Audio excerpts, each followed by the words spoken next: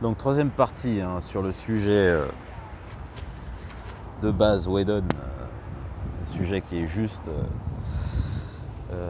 une actualité me permettant d'appuyer sur des éléments qui m'intéressent plutôt que la vie de Whedon.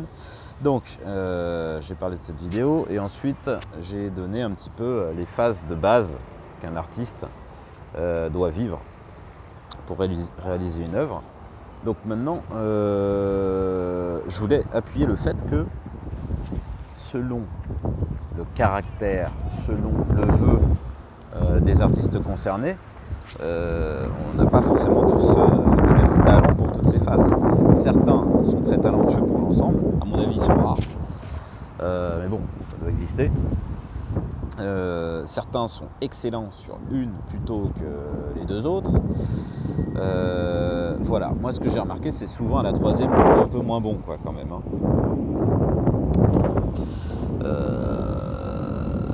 C'est un petit peu dommage d'ailleurs. Parce que c'est important.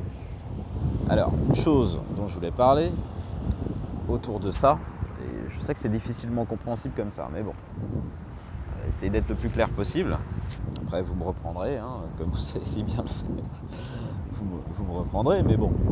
Donc, c'est bien beau de parler de l'artiste en lui-même, c'est bien beau de parler de sa méthodologie, ou sa non-méthodologie. Encore une fois, il y a des méthodes différentes. L'important, c'est d'arriver à produire ce qu'on a produit, finalement. C'est que l'artiste en lui-même, c'est bien beau, mais il est dans un écosystème. Donc, l'écosystème de l'artiste de 2017, c'est quand même un écosystème assez complexe. Alors, on ne veut pas dire qu'avant, c'était plus facile. Je pense même qu'avant, c'était plus difficile, en fait. Mais bon, voilà. Ce qui est complexe aujourd'hui, c'est la notion de levier d'action. Donc la notion de levier d'action, c'est quoi? C'est qu'on est dans un écosystème aujourd'hui où, moi c'est ce que je constate, on n'a jamais autant, le grand public n'a jamais autant eu accès à la culture, au divertissement. Je vais plus m'axer sur la culture parce que le divertissement c'est tellement, surtout en France, divertissement c'est presque un mot honni.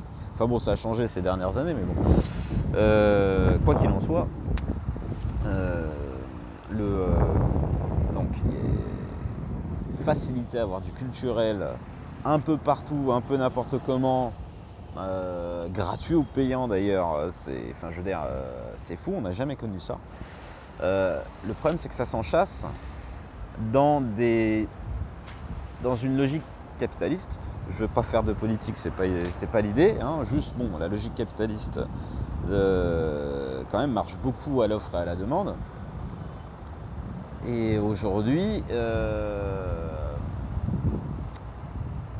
les leviers d'action de certains groupes sont tellement puissants, tellement pénétrants en fait, en termes de pensée, en termes de publicité, en termes de médias, qu'il est vraiment très compliqué de survivre en face de ces pôles. Donc bon, vous les connaissez déjà presque tous, vous les connaissez peut-être même tellement presque tous que vous ne faites même plus attention.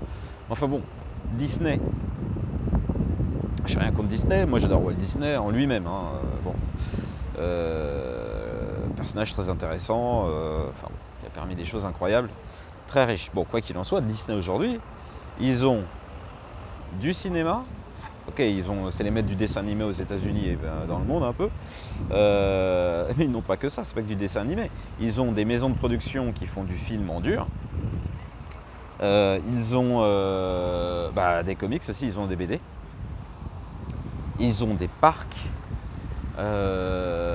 Ils ont des sous dans de la technologie. Ils ont bientôt une chaîne de streaming. Enfin, je veux dire, les gars, ils ont tout, quoi. Ils ont un levier d'action incroyable, quoi. C'est-à-dire que là, moi, je suis à Paris. Ce que je dis souvent. À Paris, si on reste dehors assez longtemps, quand je dis assez longtemps, c'est pas non plus toute la journée, il est pratiquement impossible de ne pas tomber sur une licence. Donc souvent c'est du Batman, c'est du Superman, des trucs connus comme ça.